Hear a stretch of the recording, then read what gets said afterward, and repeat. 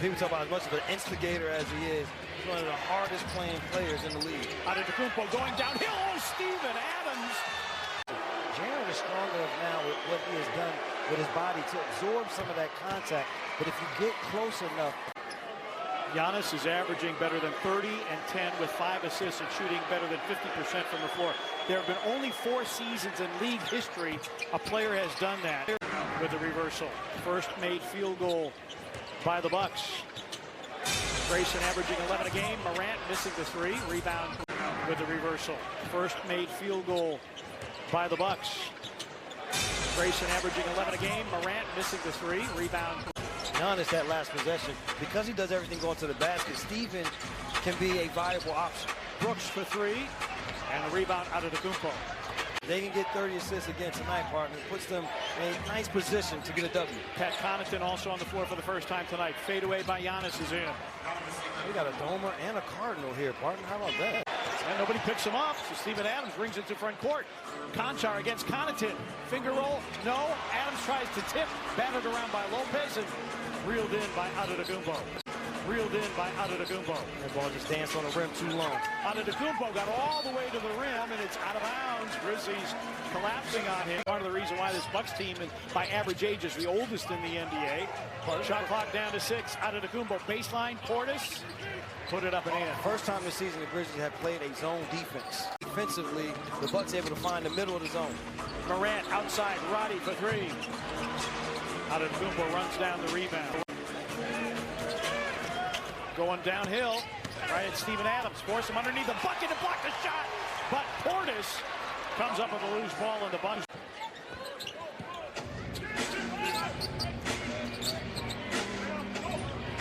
Connaughton hits the 3. Moving his feet, and it's a good matchup for him just because the movement of his feet is good. Whether he is inside helping or he is out at the three-point line. Jaren against Connaughton.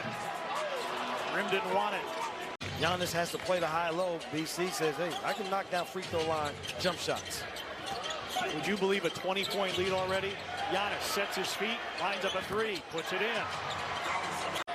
This Grizzlies team defensively shutting down, and no turnovers for the Grizzlies to this point. On the offensive end, getting scores in the paint. On the defensive side, doing a great job of not allowing the driving lanes, forcing Giannis. Gives you an idea of why their offensive numbers are such a struggle tonight. And Giannis misses both free throws. Antetokounmpo, a 3 over Brandon Clark, barely grazed the rim. Rebound Zaire Williams. Now the onus to Santi Aldama as Jaren's out with 3 fouls. Middleton off the curl, dumped down, Giannis. Guarded by Javon Carter. Stolen by Antetokounmpo. It's the way that the Grizzlies have been successful to this point. Have not played one game this year with their proposed starting lineup. To continue to have multiple guys in and out. Well, that's what Taylor Jenkins always talks about. Can we play to our standard? And it's not a V6, it's a V12 that they're clicking on all cylinders. Antetokounmpo forced into a fadeaway, got the bounce. In terms of how much contact are you going to call, how much of it is initiated by Antetokounmpo, tonight he is putting the pressure to the whistle is in his favor. Now Portis had a good year last year, career high 24 double-doubles. He almost certainly will top that this year. His high is 13 in the loss at Minnesota. He's got 10. Offensive foul, Antetokounmpo. His high is 13 in the loss at Minnesota. He's got 10. Offensive foul, Antetokounmpo. Well, if you come out early and you watch him work out, Giannis short with a 3. Dylan practices those shots. Those are not accidents. They are a prideful team, as you would imagine, with championship pedigree. Antetokounmpo now 6 of 11 from the free throw line. The Dylan Brooks effect. 2 minutes into the game, Dillon Brooks is already underneath his skin where he is picking up a flagrant foul for tripping Dillon in the backcourt. Or the presence of Drew Holiday, I should say, could have presented this. Antetokounmpo finds an open Javon Carter, and he hits a three. First make for Javon Carter. But then he screens Brooke Lopez, so he can't get to the basket. Giannis and one, and Jaren's going to be called for his fourth. Found the relationship to be able to just have eye contact to where Steven Adams and taking on the one-on-one matchup with him personally. Antetokounmpo, Middleton, first bucket of the night. He just knows exactly what you want to do as an offensive player because of the film work that Dillon does. Steven, fouled and will go to the line. Antetokounmpo, 92 to 56.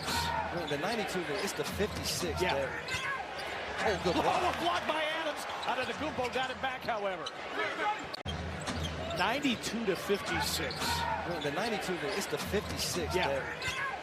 Oh, good block. Oh, blocked by Adams. Antetokounmpo got it back, however. Antetokounmpo got it back, however. Giannis on the dump down to Portis. Well done. Portis, an open look for a three, and Milwaukee starting to find the range from three, but it may be too little too late. Faria, speed dribble. Oh, yes, and the foul. He somehow spun it in. Oh, won the third quarter call. You didn't give it to me. Green missing. Oh, won the third quarter call. You didn't give it to me. Green missing. Pat Connaughton returning to the game. Nwara working the baseline. His three rattles around and tapped in by Thanasis Antetokounmpo. Oh, won the third quarter call. You didn't give it to me. Green missing. Tonight's game produced by Scott Zachary. It was directed by Mike Miller. That's blocked by Thanasis Antetokounmpo. That game could take a totally different look than what the tenor of this game. Bucks had won 5 of 6. Only a loss at Houston.